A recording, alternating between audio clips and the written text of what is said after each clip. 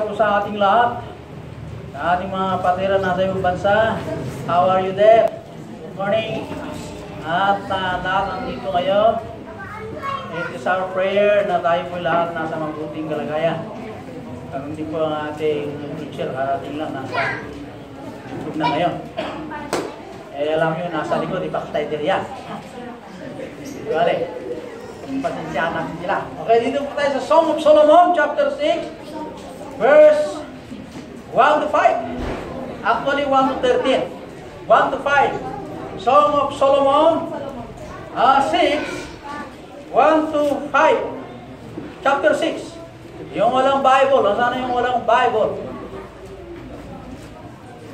Yan mo eh. Yung mga walang Bible, yung mga walang baril. May Bible namin dyan. Ibigay yung Bible. Meron yung Bible dyan. Okay. Susunod. Okay, may Bible tayo. Pwede ramin naman eh. Pairam ako ng Bible. Sa chapter 6, 1 to 5. Palitan po. Whither is thy beloved gone, O thou perish among women? Whither is thy beloved turned aside that we may seek him with thee? Verse 2. My beloved is gone down into the garden, to the bed of spices, feeding in the garden, and gather I am my beloved, and my beloved is mine. He feedeth among the lilies. Oh! Thou art beautiful,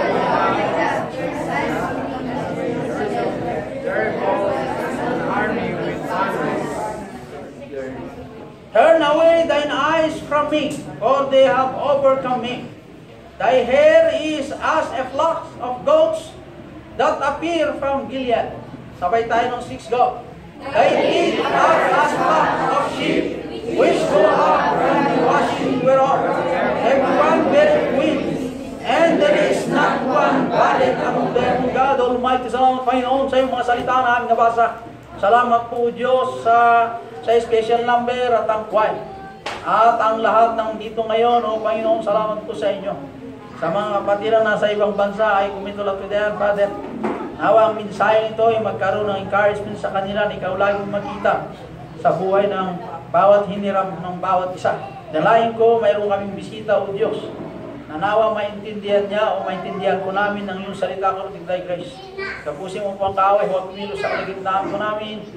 At dalayan ko, O Diyos, na patawarin niyo kami, aming Ama, sa aming managawang kasalanan. Nalaing turuan mo kami magpakababa, maging maunawain po sa inyo. Salamat sa lahat ng biyaya. In Jesus Christ I pray. Amen. Lahat po magsiyo po. Walang maglalaro ng mga bata. The center of the chief business. The center and the chief business of church is soul winning. Souls won. O ang programa o ang pinakasentro ng church kung bakit po tayo nandito ay upang tayo po ay magpalakasan in the faith. Tayo po ay magkaroon ng pagkaunawa sa salita ng Diyos sa magitan ng mensahe ng Biblia o mensahe po ng Panginoon na magpalakasan ng bawat isa na unawain po ang kahulugan to go for soul winning. Yung soul winning po ang pinakasentro kung bakit po tayo tinubos.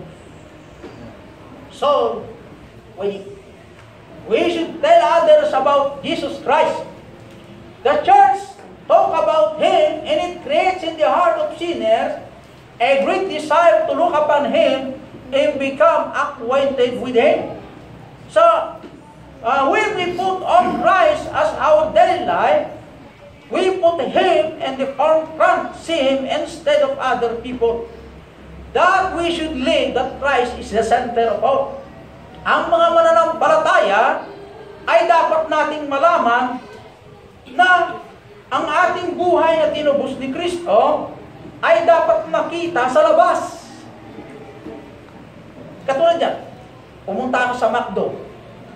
Yung McDonald's, maganda ang appear. Hindi pwedeng magkaroon ng McDo, abong-abong ang bahay. Hindi mo pwede yan. Ang McDo, presentable. Approachable, may garayan ng sasakyan, mayroon yung kumpletong attendance, may mga katulong yan, mga worker niya. Pero ang kanilang business ay ibenta ang kanilang product sa maraming paraan ng pagbibenta. Pwede pagkain, pwede ihatid po nila sa bahay yung pagkain, just food, McDo, gano'n. Ha? In and out, makita mo po yung ganda ng McDo. Aircon, ganyan. Pag sa labas, maganda at malinis. Ha? Sa buhay ng Kristiyano, makita naman yung sa atin, yung in, out. In, out. Upang paglakita ng Panginoon na tayo po'y nakita ang ating kapaligiran ng Panginoon nasa atin, yung mismong sinners will cry out. Iyak po yung sinners yan. I want the church. I want that friend. Because nabago yung kaibigan na yan. Yung kaibigan na yan, ganito ang kanyang buhay. Pero in sa kanilang bahay at out, nakita ko sa kanya ang presensya ng Diyos. Okay? Kaya, I want that kind of salvation. I want that Savior. What kind of church will attract sinners that we have? Yung buhay natin bilang mananampalataya, tayo pa ba ay nakaka-attract sa mga sinners? Tayo pa ba ay nakaka-discourage sa kanila? Tayo pa ba ay encourageable sa kanila? Ayan, tanong natin sa ating sarili. Tayo ba ay nakakaakit sa kanila sa magandang paraan na ang buhay natin nakita po nila si Kristo na mayroon po tayo? O palubog na si Kristo? Kaya members, the title of this message, the church that will attract sinners. Church that will attract sinners. Unang punto sa verse 2. Above it is to. There's a verse 2 po ng chapter 6 po ng Song of Solomon. My beloved is gone down into his garden, to the beds of spices, to feed in the gardens and to gather lilies. Yung Song of Solomon, kung bakit mayroong garden, mayroong pong lilies, ito po ay mga physical na bahagi sa atin. Pero mayroong punto sa makalangit na ihatid sa atin na aral. Kung bakit ginamit pa itong mga word, yung material dito sa word, upang maintindihan natin yung spiritual meaning na gusto ng Diyos para sa atin. Magpasalamat na tayo sa Diyos. Alam niya po yung kanyang ginagawa upang maintindihan natin, katulad yung garden, ano ba yung mga lilis? Bakit? Ulitin natin. My beloved, yung beloved, ang aking sinisinta, is gone down into his garden. Pag-aari niya po yung garden. Tingnan mo sa verse 2. To the beds of his spices, to feed in the gardens, and to gather lilies. Kaya that thing is Christ. That thing is Christ. Okay? Yung pang nakasentro ay si Kristo. Yung pong his feeling, big sabihin, yung beds of his spices, yung kanyang, yung pong piling of the Holy Spirit, yung pong bed of his spices. Yung bed of his spices po na yan, ito po yung mga odor or perfume. Perfume. Ano yung perfume? Yung pong tinutukoy na pabango. Yung pabango na yon, na perfume, na nakakaamoy, ay ito po yung mga lilis, o ito po yung kagandahan ng garden, na kung bakit si Kristo ay siya po ang sentro sa buhay ng mananampalataya is considered as a garden. Nasa harapan po ng Diyos, naaamoy na tayo po'y mabango sa kanyang harapan. Dahil ang mga garden na nandito po yung mga lilis, sa katulad natin na anak ng Diyos, ay tayo po ay masunurit sa Diyos. Katulad po yung odor. Amen? Pag tayo po'y mabaho, ay sigurado mayroon tayong kasalanan. Ha? Di ba gano'n? Naamoy mo, yung mabaho dito. Ibig sabihin, mayroon din naligo. Di ba? Sa amoy ng Diyos naman sa atin, kung tayo po ay mabaho, mayroon tayong kasalanan. Pero kung si Kristo, tinubos tayo ng Panginoon at ang lahat ng ating nagawa na mali sa kanyang harapan, gumawa ang Diyos ang solusyon upang tayo po ay nararapat ulit sa Diyos na ang Diyos ang gumawa ng paraan para lamang tayo ay laging nanatili na ang ating perfect ay nanatiling gusto ng Diyos. Anong paraan? Confess your sin. Confession naman po. Magkaiba kasi yung kasalanan ng mga ligtas kaysa yung kasalanan ng mga unsaved. Magkaiba po yun. Yung mga unsaved, gumawa sila man ng mabuti, madumi pa rin sa harapan ng Diyos. Gumawa ng masama, masama pa rin sa Diyos yun. Sa anak ng Diyos, pag gumawa ng mabuti, inimbendisyonan ng Diyos. Pag gumawa ng masama, pinapalo ng Diyos. Ayun ang pagkaiba sa unsaved sa saved. Hindi pinapakinggan ng Diyos ang panalangin ng mga unsaved. Maliban sa isa. Ano yung isa? Kung ang unsaved ang kanyang hingiin, ay humingi ng kapatawaran sa kanyang nagawang kasalanan, papapakinggan ng Panginoong Diyos Ama dahil kay Kristo na nagbayad yung kasalanan ng taong nagkasala. Kaya niya, papakinggan ng Ama yun dahil po kay Kristo Jesus. Kaya, yung bed of his spices po, ay ito po yung perfume of odor. He's feeding to feed in the garden. He enjoys the sacrifice of his people. Katulad yung feeding. Pinapakain, dinadalaw. Kaya ang Diyos, tinitingnan po ng Diyos ang kanyang mga anak. Ang kanya pong mga sanlibutan na nakita na ginagalawan ng mga anak ng Diyos, ay pinapakain din ng Diyos ang kanyang mga anak na masunurin. Yung mga anak niya na pumunta sa church, mayroon po nangangaral, pinapakain spiritually, magubusog sila spiritually. Paglabas, sila mo'y matapang, mamarap sa problema. Ano naman ang pakinggan natin sa sanlibutan kung hindi tayo busog spiritually? Kung busog ka physically, how about spiritual nga? Kasi nga, ang daming tukso na dumating sa ating mga kapatid. Kung hindi mo palintano, bigyan ng halaga, iyong pong tukso ng sanlibutan, baliwala lahat ang ating pinagpagura because we fall dahil po sa sin. Amen? Sa Revelation 7:17. Revelation 7:17, where the lamb, ang lamb ay kordero, feeding in fountain of water are applied. Kung ang lamb ang magpakain, ang sabi po ng Bible, and fountain of water, si Kristo niyahambing po sa isang tubig na bukal na hindi nauubos ang laman ng tubig. Katulad ko yung sa Pati Ifugao o Mountain Province, ang pinagtataka ng tagapatay, bakit pag nagmula sa bundok ko, malamig? Di ba? Punta ka sa Pati Ifugao, Lagawi, Banawe. Di ba may galing mo mula sa bundok, bumagsak sa baba. Hawakan mo yung tubig, malamig. Samantalang yung galing sa patag, hindi malamig. Paano nagkaroon ng tubig sa taas? Ibig ko sabihin, yung pumunta sa yung tubig sa patag, yung umakyat pa sa taas doon sa bundok, at pagbaba, ibig sabihin, mayroong yelo po sa taas, na pagdating ko doon, lumamig na at bumagsak ulit.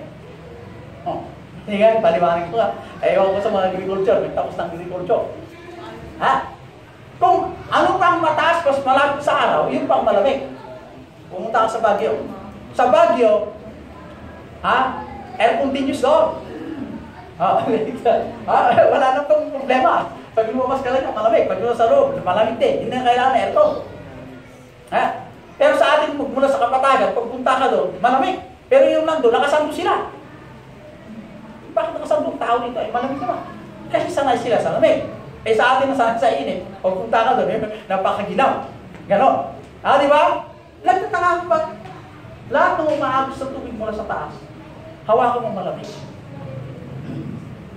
Pag pupunta ka naman sa tuktok ng bundok, saan mo tingnan yung tubig dito? Mali lang yung bundok ng bundok. Ganyan ang alam yung tuktok ng bundok . ang puon niya malawak. So, ibig sabihin, yung tubig, paganyan.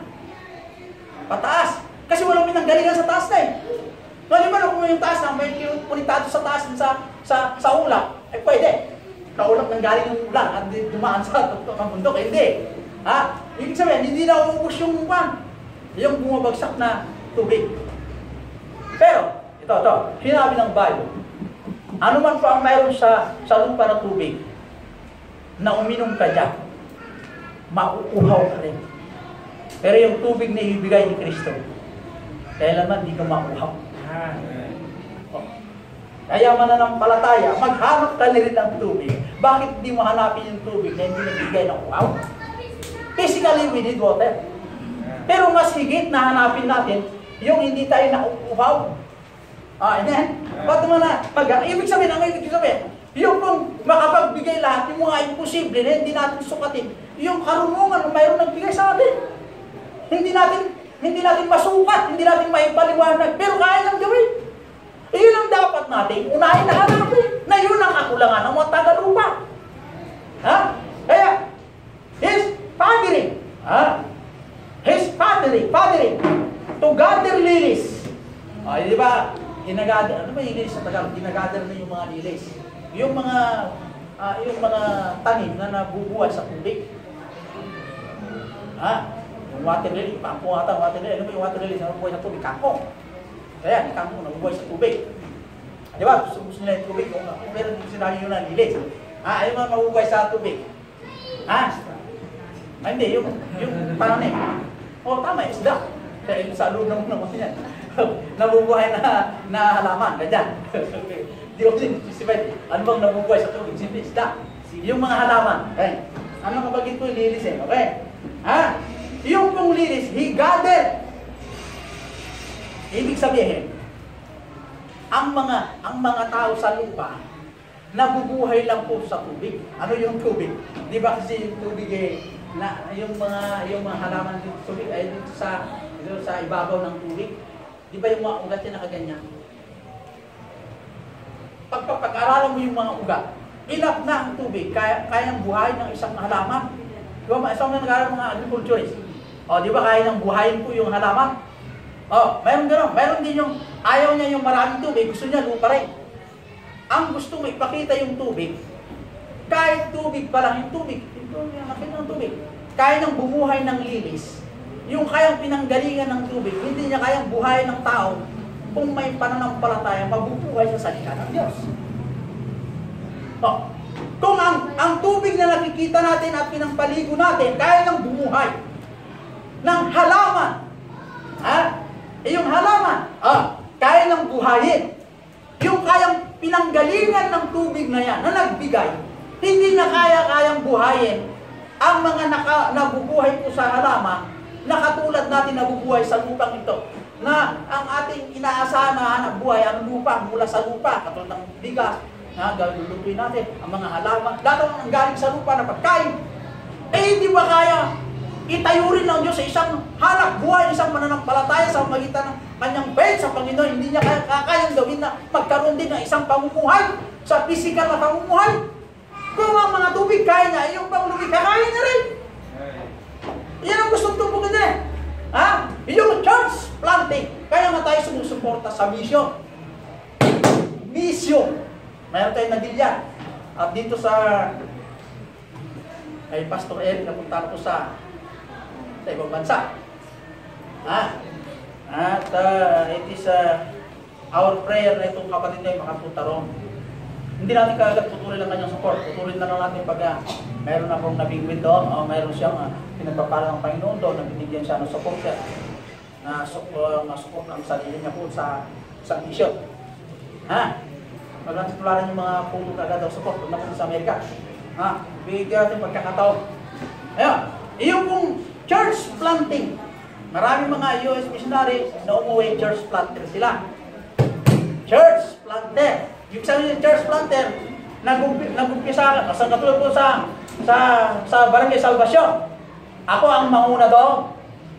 Pag naitayo yung church doon, ay yung church, yung mga tao, naging matibay sila, sila sportive sa gawain doon, at tayo lang buhay ng pastor doon. iwanan ko ulit, maghanap ulit ako sa lugar na pagtayuan ng church ulit.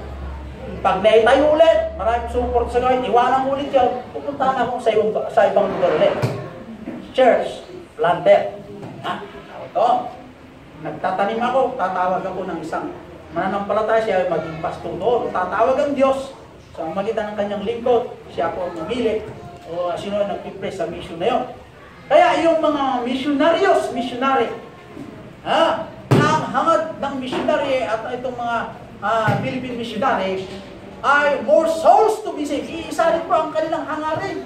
Walang ibang hangarin. At ang church na ito, itong building na ito, na gathering of His children, ang ating punto kung bakit tayo nandito, para malaman natin ano ba talaga yung mga missionaryos, ano ba ang kanilang layunin, para i-gather po ang ating mananampalataya, togetherness to support missions, para ihanting o hanapin po yung mga unsaved, na ito po dito nagagalak ang Diyos Ama sa magitan ni Kristo na ating ibinahagi sa kanila. Kaya yung nagbibigay ng piso, 10 pesos, ilang support sa mission. Thank God, salamat po sa inyo. I believe that God will bless you.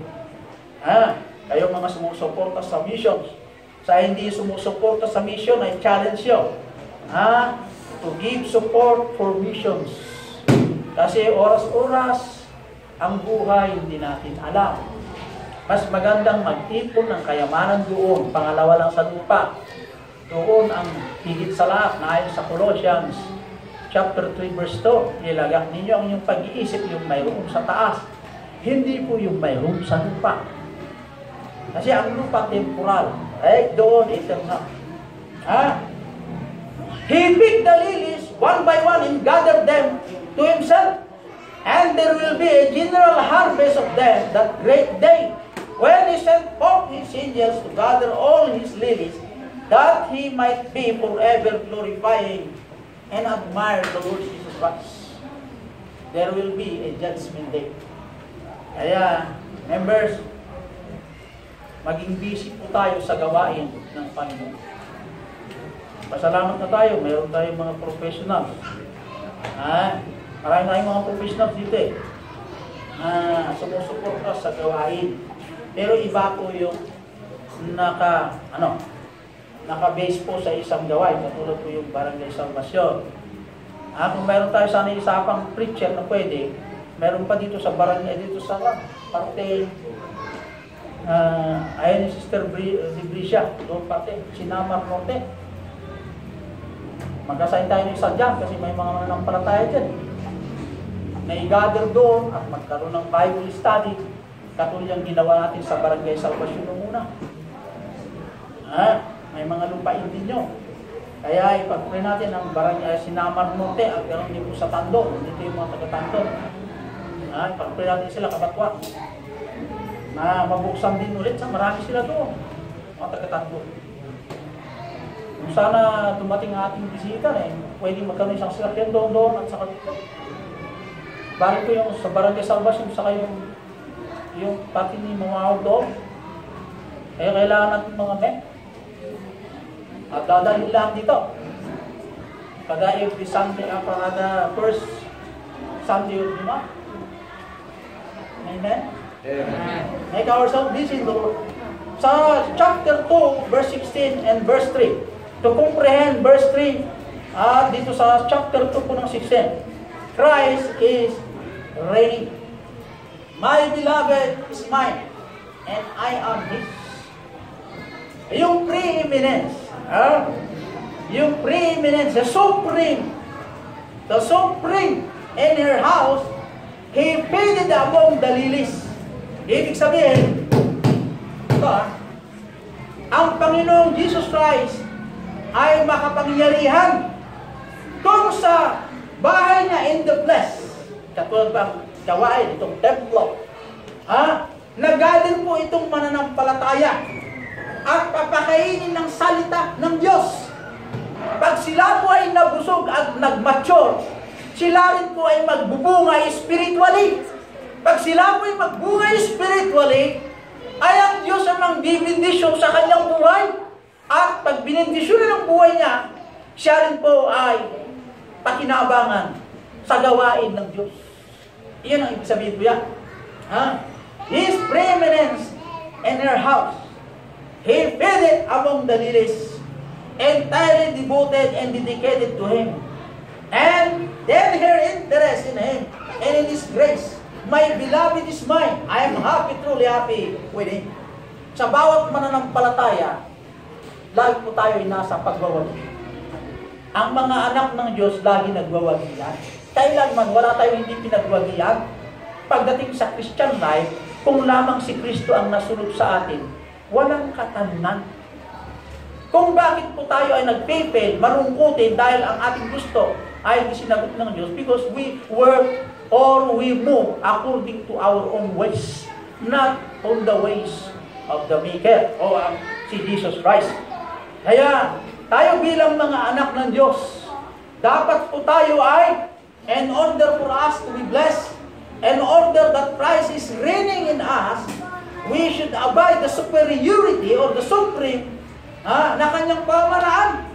Dahil po ang Panginoon, kaya niya tayong pakainin physically, spiritually, that this vessel will be used according to His own purpose. Hindi po yung sa ating gusto. Maraming gusto natin na ayaw ng Diyos. Magpasalamat tayo sa Diyos dahil ang Diyos na ito na ating sinasamba, siya pa rin po ang nagbibigay sa atin ng chance o tsansa na magamit pa tayo na maglingkod na it is our privilege for us to serve the Lord.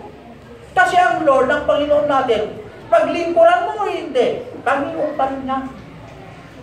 Hello? Amen. Are you with me? Amen. For the last. So 4 down to 13. The church alone. The church alone. 4 down to 13. The beautiful as Tirsa. Tirsa. The Holy One.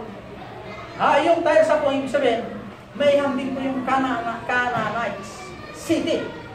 Or it is a pleasant for men, yung mga syudad ng Canaanites. Ang ganda kasi ang Canaanites. Yung syudad ng Canaanites ay napakaganda sa mata ng tao. Kasi ang gagandang tulay. Iba kasi noon, alam niyo mga kapatid noon, katulad for example, yung rice terraces, wala po yung mga equipment na ginamit po doon na tinaas po yung malaking bato doon sa yung mga kamakamada na bato. Maraming mga kamanghamang na gawa ng tao. Katulad din sa ibang bansa, marami rin kamanghamang na ginawa ng kamay ng tao kahit walang makina. Anong example? Itong pong Babylon, the Tower of Babylon. Ginawa po ng kamay ng tao, ang ganda. Yung Port of Solomon, ginamit din ng kamay ng tao. Yung bato, tinitiktikan niya. Tao nang bago matapos yan. Pero ngayon na maraming makina, ay sandali lang yun. Wala po isang buwan, tapos na ulit yung ganito. Mano-mano magagawa nun? Nakamangha-mangha ang paningin ng tao. Ang ibig sabihin, the church alone, yung the beautiful as Tirsa, ito katulad ko yung paniningin ng tao, yung Canaanites. Yung Canaanite na syudad, na kamangha-mangha sa mata ng tao, lahat na mayayaman na bansa, nakita nila ang kanasay. Kung gaano man kaganda, ito po ay napiplis ang mga tao, kaya binibisita. Binibisita, rin maganda eh. Katulad ng Amerika, maganda po yung pasyalan, dahil maganda, maganda ng Canada, maganda din po sa Hong Kong, katulad sa Singapore. Maraming mga magagandang tanawin dyan, nag-bistahin itong mga dayuhan. Sa atin naman, kailangan mayroon din magaganda rito ng kaakit-akit sa mga banyaga. Pagpunta nila dito, gagastos sila ng dulyan. Ibig sabihin, maraming magaganda sa atin na ginawa ng tao. Ito naman, sa gawain naman ng Diyos, okay? Psalm 29 verse 2. Worship the Lord in the beauty of holiness. Yung buhay natin bilang mananampalataya, mayroon ba tayong makita ng mga unsaved na kamangha-mangha? Yung mga unsaved na sila pinagwawander na mayroong change course sa buhay natin? Mayroon ba silang nakita? Yan tanong. Na sila po mismo maghanap. Magandang bisitahin yung church nyo. Dahil nakita ko sa iyo, yung itsura, the beautiness. Kung si Kristo ang iyong sinasamba, nakita sa inyo yung kagandahan, pagbabago ni Kristo sa buhay mo. Ano ba ang sekreto mo, kaibigan? Gusto mo yung church mo? Baka naman ayaw ko yung church mo. Ayaw ko yung bansang ako, kasi ang bansang ako, yung mga terorista na to. Ayaw ko ng Mindanao, yung magandang Palawan, kasi doon yung mga kumikidnap ng mga Hapon, mayayaman. Paano ako pupunta sa church mo? Ganyan. Kung ikaw naman ay hindi magandang tanawin sa loob dahil nakikita sa iyo na wala kang beauty sa iyo bilang membro sa isang sekta. Paano ngayon makita itong mga unsaved o mga sinners na iiyak kasi ang mga unsaved, dapat sila yung iyak ng kanilang sorrow, punta ng biyernong mayan. Paano sila magalak na ang ganda ng church mo, marami akong nakita magbabago sa buhay mo. Ano ba ang sikreto? Mayroon sa church. Pwede ba dumalo sa church? Ganyan. Ito po yung gusto ni Haring Solomon. Na kung bakit na-example si Solomon, physical po na nabanggit po dito. Pero meron pong gusto iparating ng Diyos sa atin na araw. Kung ang word, katulad po ng Singapore, maraming magaganda roon. Kaya kung bakit ang mga dayuhan pupunta roon? Kasi pagpunta sa ang ganda. Sabi ko lang, nung hindi ako napunta sa Hong Kong o sa Singapore, ayaw ka na pumunta dyan. Bakit? Alam mo, pera naman, gastos yan. It is only by grace. Birthday mo, tayo, mag-misis ka. May blessing ka. Ang blessing. Tayo lang ng medyo, saan mo na misis ko. Hindi ako nagtayo, nakapit ka pa lang ko ino. Yeah. Saan kami? Pagkita ko pala sa Hong Kong, nagwa-wonder ka. Walang sinabi pala itong mga Makati natin. Ang Makati natin hanggang dito. Ang ganda. Aba, mas mayaman ang Hong Kong pagdating sa building. Hindi natin alam. Pero ang alam ko, mas mayaman pa ng ekonomiya. Yun naman ganda. Siyempre, ang mga dayuhan, mas gusto nila doon. Pag kumain sila, sagana at mura pa. Kung sana sa atin, 7 pesos, isang kainan. 15 pesos, masarap na ulam dito. Ang mahirap lang sa atin kasi yung pera nila ma-convert. Doon tataas ang pera. Kung saan ang pera natin pagka nung ulang, 7 pesos, may karne na, may gulay pa, may sabaw pa. O di maganda, 7 pesos lang. Pag-usog ka na. Tapos nagsasawag ka isang buwan, 10,000. O di okay na.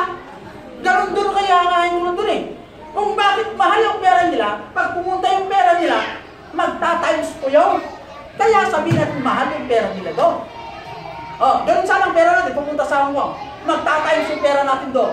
Yung sa atin, mura yung pagkain dito.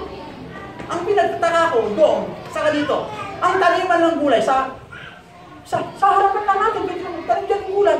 Samantalang sa kanila, bibigyan mo sa ibang bansa ang gulay nila. Pero sariwa ang gulay nila kaysa sa atin. Anong pagkaiba yung lupain sa atin at sa lupain doon? Ay, ibig sabihin, nag-wonder ka. You're wondering why you want to go there because meron kang nakita. Paano mga sinners pupunta sa atin kung walang nakita sa atin? Kung ang nakita sa iyo ay ano yan? Ito, maraming problema to. Hindi mo makaka-invite yung bisita. Bakit? Problema wala, pupunta natin yan. Bakit pupunta? Bakit? Bakit yung mga unsafe? Wala, ayaw pupunta rin. Gusto nila yung mansion na bahay, aircon, masasaya. Yan ang gusto nila Sa atin naman, kahit maliit, kung cute at masaya. Di ba maliit? Cute naman. O gano'n malaki naman. Aswang naman nakatira. Cute na rin. O di ba gano'n?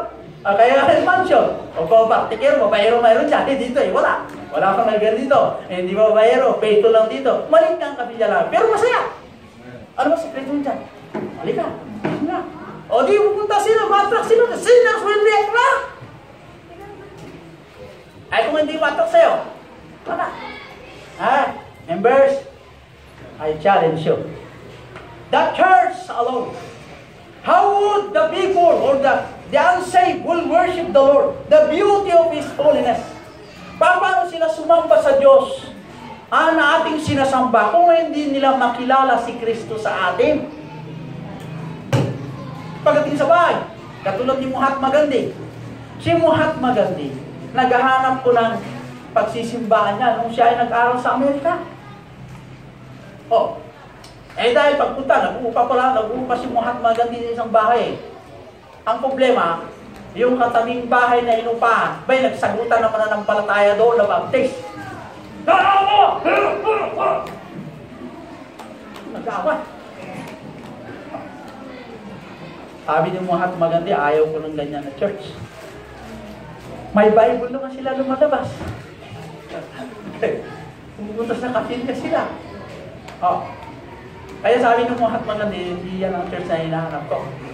Ibig sabihin mga ansay, hindi sila naghahanap. Iyo, katulad ikaw, bakit pumunta ka ba titira sa Mindanao kung ang tao doon ay nagkahabulan ng tao? Sige, parang gano'n eh. Nagkakasagutan doon, magulo. Oh, isa ka pa dyan, gusto mo tagay ka, o titatago ka, yun ang may gusto titira sa Mindanao.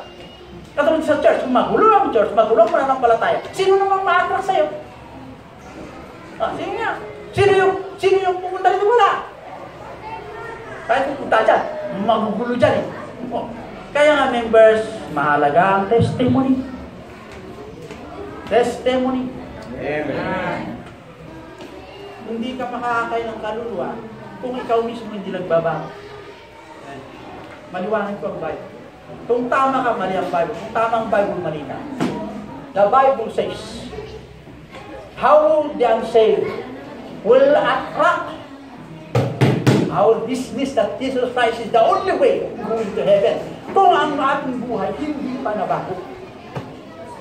Ang daan niya. Kailangan wala tayong magagawa sa ating sarili. Kaya nga, it is only by the grace of God na tayo magamit sa ministry kung lamang tayong magpasakop. Eh, paano ka magagamit sa ministry? Hindi ka pa magpasakop. Kung magpasakop ka, magagamit ka, ma-attract ang mga unsaved. They will come. They want to hear the message. Remember, examinin natin ating sarili. Tayo pa ba ay nakaka-attract? Letter B, the comely as Jerusalem. The peaceful surrounded by peaceful Christians. Sa Santiago naman, sa Santiago 3:14 down to 18. But if you are bitter, envying and strife in your heart, and lie not against the truth, the wisdom that descended not from above, but is earthly and devilish. For when envying and striving is there confusion in everyone's work. But the wisdom that is from above is first pure, then peaceable, gentle, and every entreated, full of mercy and good fruits. Dahil ang mga nanampalataya, the sinners, won't not come to the house of God, and souls won't get salvation when there is infusing and fighting within the Christian. Amen. Kung ang mga Kristiyano wala pong pagkakaisa spiritually, we can never invite unsaved to come in. Because ang ating sarili, hindi pa maayos-ayos. Sasabihin mo na sa iyo si Jesus Christ, ang kaaway mo naman ang kapatid mo, kung tingnan niya lang, nagalit ka na. Walang kapatawaran. Ayaw ko makita ang mukha mo, Di ba gano'n? Kinain lang, kunting katalaran na lang eh. Yung mukha mo, ayaw kong makita. Mahirap yung magsalita ng ganyan, mga kapatid. Kung sasabihin sa iyo, ayaw ko rin makita ang mukha mo, sabi ng Diyos sa iyo, kasi nagkakasala lang tayo sa Diyos araw-araw. Kaya nga sabi ko sa inyo, ang sabi ng Biblia, tayo po lahat nagkakasala sa Diyos. Kung ikaw naman nagkasala 3 beses, 10 beses, 10 beses lang yung kapatid mo, say by grace din, nagkamali sa'yo 10 beses, 50 times. Samantalang sa'yo 1,000 times nagkasala ka sa Diyos, pinatawad ka ng Diyos, iyong pa kayang kasama mo, hindi mo mapatawad. Paano ko maka-attract sa mga unsaved kung ating bali, nanatili pa rin sa worldly? You cannot invite people. We are just making murder, we are just murder spiritually. Sucking the unsaved not to go in our church. Para sila po'y ma-convince, para sila po'y masave. Don't allow yourself to be used by Satan. Huwag yung ipahintulot ang ating sarili magamit kay Satan. Use ourselves to be used by God. Let God alone work in this vessel, and more souls to be saved if we only submit to His own rules. Amen? Amen. O God Almighty, salamat po Diyos sa iyong mga salita na aking napakinggan. Salamat o Diyos na sa buhay ni Solomon, na ginamit mo o Diyos bilang isang halimbawa na ito po o Diyos para maintindihan namin itong mga gusto mong iparating sa amin spiritually. Ginamit mo ang material word, ginamit mo ang mga bagay buhay ng mga mananampalataya upang may parating sa amin ito yung espiritu na pinakasentro ng bawat mananampalataya o Panginoon ay magkaisa sa layuning o Diyos ma-attract ang mga sinners upang sila po'y mamangha at tuklasin ano ba yung mayroon sa loob. At dito namin o Diyos iparating sa kanila. Iba po ang namumuhay sa sanlibutan kung wala ka kay Kristo. Kami po'y naka kay Kristo, kami po'y dapat po agad pangkakitaan ng totoong Kristiyano o anak ng Diyos sa magitan ng biyaya. I pray, O great God, patawarin niyo kami, Ama, sa aming mga nagawang kasalanan. Turuan mo kami lagi magpakababa sa lahat ng panahon, Panginoon. Turuan mo kami ang dapat namin gawin. At ganun din po, pangunahan mo kami, O Panginoon, sa lahat ng dako ng aming iniisip, sa lahat ng aming plano sa buhay, na ikaw ang O Diyos, ang author ng aming buhay. Dalayan ko po, ikayos mong bawat sa to the altar, na sila po ay makiusap sa inyo, Ama.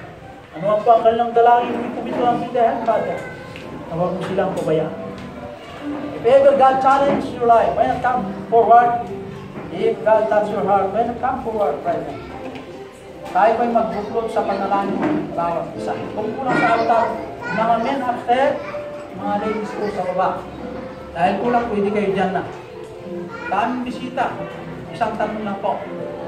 Pag tayo naman tayo, are you sure in heaven one day?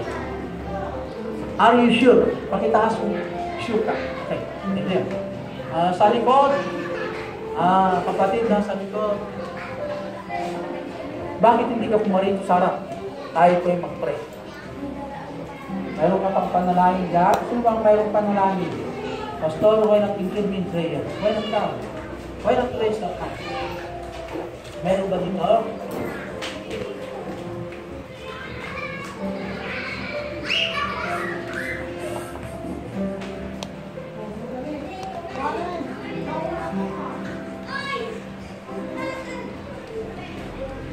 Panginoon, ang makapangyarihan sa lahat.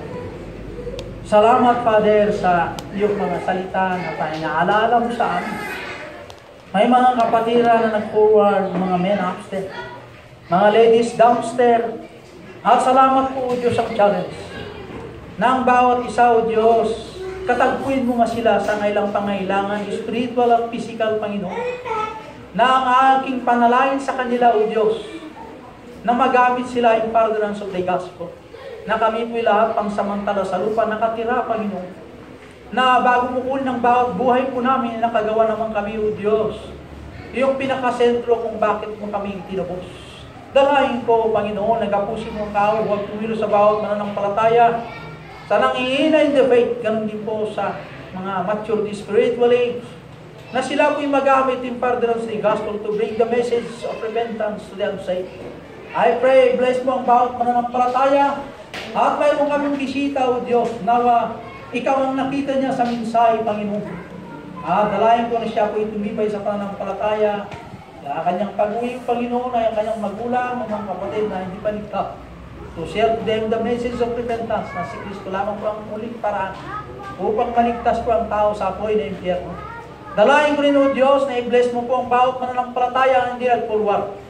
Ano ang pangailang dinadalangin na ikumito na to their hand to take care of it, Father. Pero ang mga nag-forward to bless them. Ganon din po, Panginoon, na i-bless mo po ang gawain ng Gethsemane Christian Baptist Church na lumago ang gawain according to thy grace. Mayroon kaming inintay, O Diyos, na blessing kung ito mula sa inyo. Ay, Father, ipaintulog mo na, Ama, upang magamit po na may tayo ang malaking templo sa bayan po ng San Mateo. At ganon din po, Panginoon, na masuportahan ng missions. At ganoon din po magkaroon transportation, ganoon may tayong mga building. Sa bawat mission, O Diyos, kung kaluluban mo. Kami po ay nagmamakaawa sa iyo pong kaawan, Ama, to give us a chance to be used in the vineyard. Na ang iyong pong resources, O Diyos, ay gamitin din namin in furtherance of the gospel. Salamat sa mga blessing and everything, O God. In Jesus Christ I pray. Amen.